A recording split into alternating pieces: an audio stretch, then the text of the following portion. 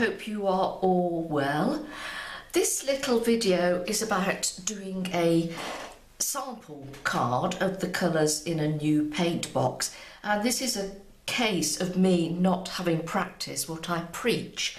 I went to this paint box the other day. I thought, oh, let's have a play with them, and I realised, much to my dismay, that I must have taken all the wrappers off, but I hadn't made a note of what the colours were called. That was clever of me, wasn't it?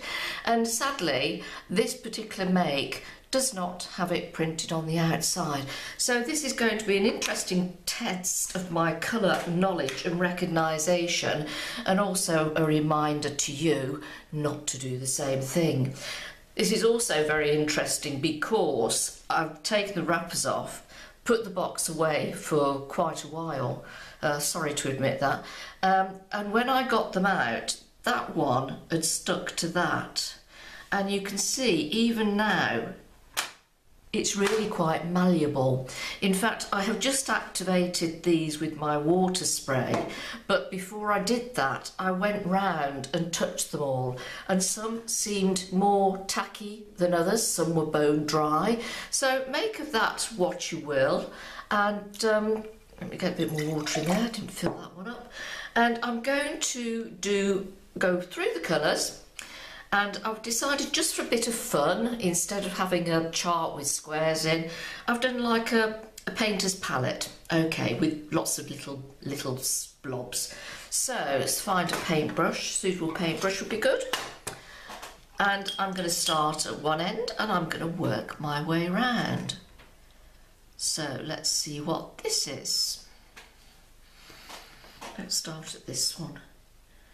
Well, that looks like black to me. Of course, the nice thing about doing these funny shapes is that you can practice your brush handling skills as well. Of course, dear viewer, I shouldn't have done that one first, because that's a really dark colour that's going to muddy my water. Mistake number one, Nicola. Now I'm going to this, which looks like a yellow ochre. Let's have a bit more. I will probably rearrange the placement of these pans in my box, because I tend to like to group my colours in a collection, like all the yellows, all the reds, the blues, the greens. It depends how you view colour. Now there we go, that's quite interesting because we can see that that is to an extent translucent. Next one. Some of them, when you look at them dry in the pan, you really have no idea what they're going to be. Oh, that's a bit of a surprise, a bit more water. Which is why I always say to people to do this and do it on a piece of watercolour paper, because then you'll see how the paint looks on the paper. Now I'm going to reserve comment on that one till we get to the end. And again, sort of fairly translucent, you can see the pencil coming through. I've got the paint box for you to see. I'm doing my best to get everything in the frame. A lot of people say, oh, I wish we could see you mixing the paint and adding the water. It's trying to get everything to work, because I'm a one-woman painter, filmer, editor, band. Now that looks like a burnt sienna to me. I will let them dry before I put my names on, because they will look quite different when they're dry.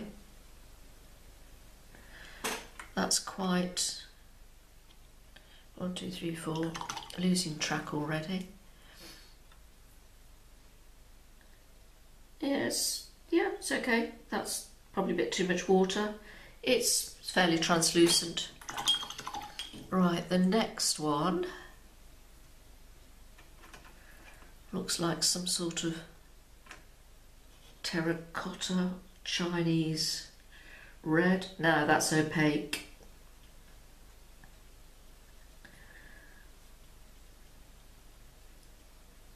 Probably need a tad more water. Doesn't matter going to that dirty pot for these dark colours. Now this is a nice little thing to do while you're in lockdown, isn't it? So it's sort of like the big brother of that one in a way, isn't it? It's more intense. Right. Let's see what we got next. This is rather exciting, actually. Haven't a clue what that's going to be. Let's have a look. Ooh.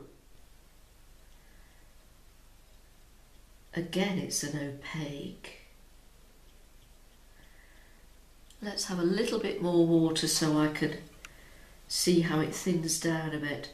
Now, that could be a sepia or a raw umber.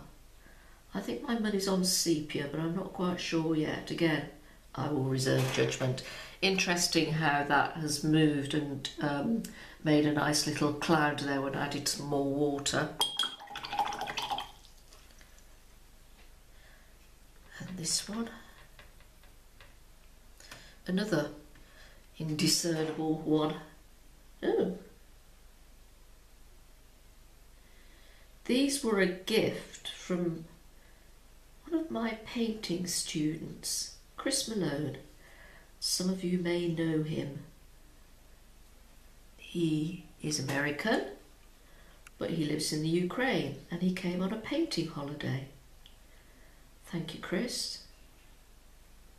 And he thought I'd like to try these. And they're Rosa Gallery. Creativity inspires, it says. Now, I'm just going to thin that down. Just added more water. I know it's the dirty water, but it probably doesn't matter. Is it a dark blue? Is it a dark green? Not sure about that one. Right. Now on to the next row. This is a good time for you to sort of be sorting out your paints as well, I suppose. See what colours you've got, what colours you haven't got. This has definitely got some blue about it. Oh wow, yeah. Again, let's just thin it a little bit, just to... Oh, no, it's a purple. So now I've been using the same amount, I would say, sorry about the rattling on the jar, the same amount of water each time I dip in to the pan. Let's just lift a bit out.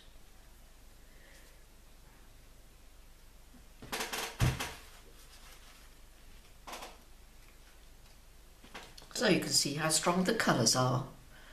The next one, well, it's definitely green.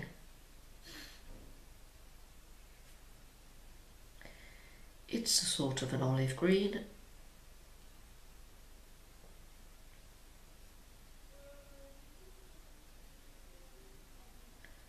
There we go. And the next one is, aha, an interesting green, that one. I would call it sort of a hooker's green, I would think. When I talk about colours, because I'm a woman of a certain age and the training education I had, I tend to refer to colours in the traditional names. So when I talk about a colour, I'm probably using what the old masters would have referred to. Oh, Viridian, good old friend Viridian.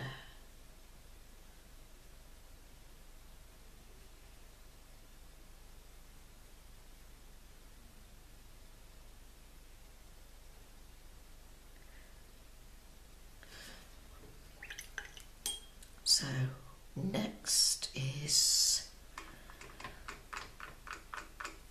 looks like a cobalt to me. Yep.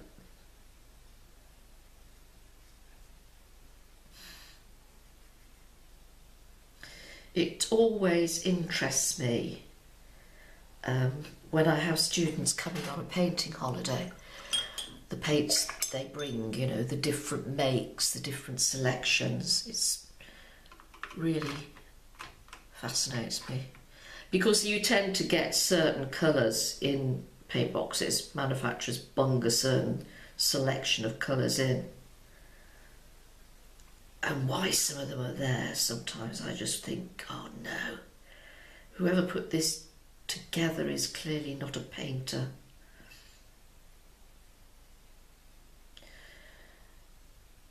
Ultramarine bordering on a Winsor intense blue maybe. This also intrigued me, the fact that this box of paints, no, that's ultramarine, it's warmer. This box of paints has 21 pans in. They usually have, well, 12, 24, or usually an even number. I wonder if there's one missing. Did you steal one, Mr. Malone? I don't think so, because the box was sealed when I got it. Okay. We're going over, I'm going back up to that other end, so I'm rinse my brush off because I'm going to this lemon. Let's see what you are like, my friend. It's also interesting to see in these pans that they dip in the middle. A lot of pans, this is obviously being created by a machine that went squirt, squirt, squirt, and they've settled like that, and some of them have bubble marks in, so there must have been quite a lot of air in there, which would make you think that the original mix was fairly liquid. Yeah, it's the lemon yellow, I won't argue with that. Translucent, very nice. Sorry about the clanging on the brush, on the jar. Ooh, translucent, like cadmium, maybe. I had a client many years ago now for painting, and it was one-to-one tuition, and it was challenging, and he had this habit of really, every time he went to the jar, he would rattle, rattle, rattle, scrape, scrape, scrape. It was made for an interesting few days. An orange of some sort. Strong pigment, fairly opaque. Not round that bit of pencil, but there it is.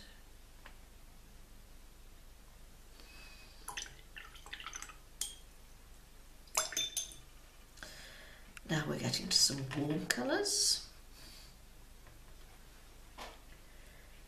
Ooh, a vermilion.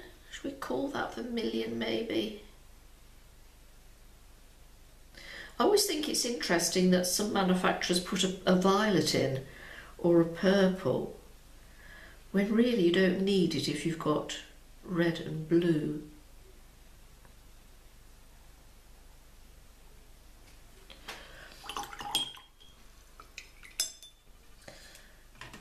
Nearly there. Let's see what this one is.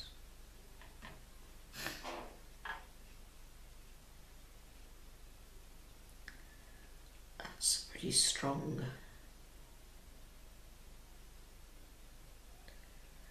Colour, and it's fairly opaque. Yeah, it's red. And finally, a bit too much water.